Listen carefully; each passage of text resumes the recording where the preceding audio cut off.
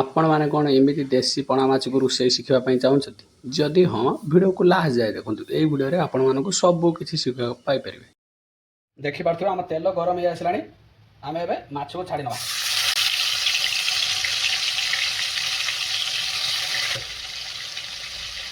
ଦେଖିପାରୁଥିବେ ଆମର ମାଛ ଗୋଟେ ସାଇଡ଼ ହେଇ ଆସିଲାଣି। ଏବେ ମାଛକୁ ସବୁ ଆମେ ଓଲଟେଇ ନେବା। ଦେଖିପାରୁଥିବେ ମୁଁ ଏମିତି କରିକି ସବୁ ମାଛକୁ ସବୁ ମୁଁ ଭାଜି ନେଇଛି। ଲାଷ୍ଟରେ ଥିଲା ମୁଣ୍ଡ। ଦେଖିପାରୁଥିବେ ସବୁ ମାଛ ଏମିତି ଭାଜି ନେଇଛି। ଭିଡ଼ିଓ କାହିଁକିନା ଭାଇ ଭିଡ଼ିଓ ବହୁତ ଇଣ୍ଟରେଷ୍ଟିଂ ହେବାର ଅଛି। ଭିଡ଼ିଓକୁ ଲାଷ୍ଟ ଯାଏ ୱାଚ୍ କରନ୍ତୁ, ଠିକ୍ ଅଛି। ମାଛ ରେସିପି ବନେଇବା ସେଥିପାଇଁ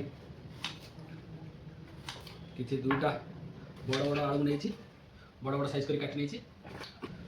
ଦେଖନ୍ତୁ ଦୁଇଟା ଟମାଟ, ଦୁଇଟା ପିଆଜ ଆଉ ଅଦା ଆଉ ରସୁଣ, ଠିକ୍ ଅଛି। ରସୁଣ ଯେତିକି ଦେବେ ଅଦା ଗୋଟେ ଭାଗରୁ ଅଦା ଦେବେ। ସେ ନେଇଛି ଏପଟରେ ତେଲ ଗରମ ହେଇ ଆସିଲାଣି। ଆମେ ଫାଷ୍ଟ ପୁଣି ତ ଆଳୁକୁ ଭାଜି ନେବା। ଆଳୁକୁ ଜଲ୍ଦି ସିଝିବା ପାଇଁ ଆମେ ସେଥିରେ କିଛି ଲୁଣ ଆଡ଼୍ କରିନେବା। ଆଳୁ ଜଲ୍ଦି ସିଝିବା ପାଇଁ ମୁଁ କିଛି ଲୁଣ ଆଡ଼୍ ଦେଖିପାରୁଥିବେ ଆମର ଆଳୁ ହେଇ ଆସିଲାଣି। ମୁଁ ସବୁ ଆଳୁକୁ ଗୁଣ୍ଡ କରି ବାହାର କରିନେବି। ଗୋଟା ମସଲାରେ ମୁଁ କିଛି ଡାଲଚିନି ଆଉ କିଛି ଜିରା ମୁଁ ଆଡ଼୍ କରିନେଇଛି। ଭଲସେ ଜିରା ଫୁଟି ଆସିଲା ପରେ ତାପରେ କାଟିକି ରଖିଥିବା ମୁଁ ପିଆଜକୁ ବି ଆଡ଼୍ କରିନେବି। ପିଆଜକୁ ବି ଆଡ଼୍ କରିନେଉଛି।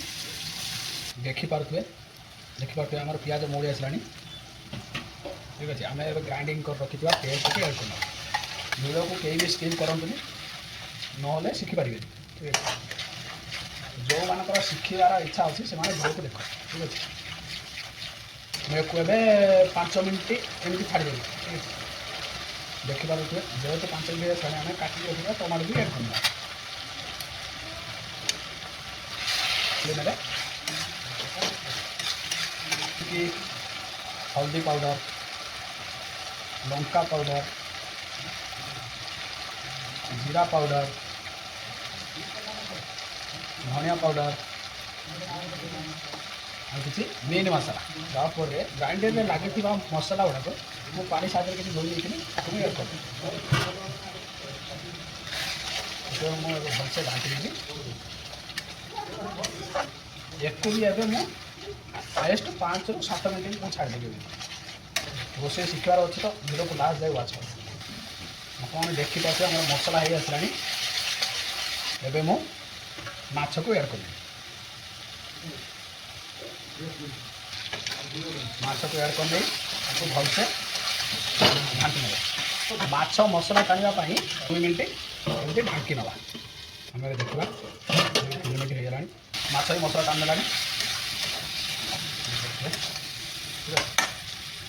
ମାଛର ମସଲା ଭଲସେ ଟାଣିଲାଣି। ଆମେ ଏବେ ଭାଜିକି ରଖିଥିବା ଆଳୁକୁ ବି ଆଡ଼୍ କରିନେବା।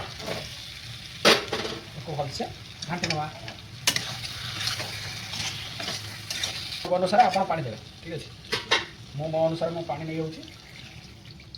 ୟାକୁ ପ୍ରାୟ 5ରୁ 10 ମିନିଟ୍ ଭଲସେ ଫୁଟିବା ପାଇଁ ଛାଡ଼ିଦେବେ, ଠିକ୍ ଅଛି। ଆପଣମାନେ ଦେଖିପାରୁଥିବେ ଆମର ମାଛ ହେଇ ଆସିଲାଣି। ଆଉ ମୁଁ ଧନିଆ ପତ୍ର ଛିଞ୍ଚି ଦେଇଛି। ତାପରେ କିଛି ଗରମ ମସଲା ମାରିଦେବି, ଠିକ୍ ଅଛି। ଦେଖିପାରୁଥିବେ ଆପଣମାନେ ଦେଖିପାରୁଥିବେ ମାଛର ଫାଇନାଲ୍ ରେଜଲ୍ଟ ମୁଁ ଏବେ ବାହାର କେମିତି ହେଇଛି ନିହାତି କମେଣ୍ଟ ମାଧ୍ୟମରେ ଜଣାଇବେ, ଠିକ୍ ଅଛି। ପାରୁଥିବେ ମୁଁ ଏବେ ଭାଇ ଆଉ ଜିଜୁଙ୍କୁ ବାହାର କରି ଦେଇଦେଇଛି।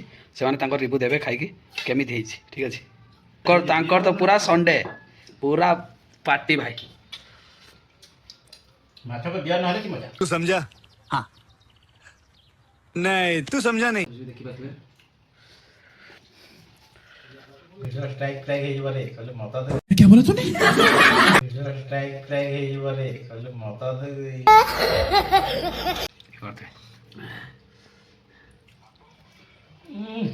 पाटे धो दो पूरा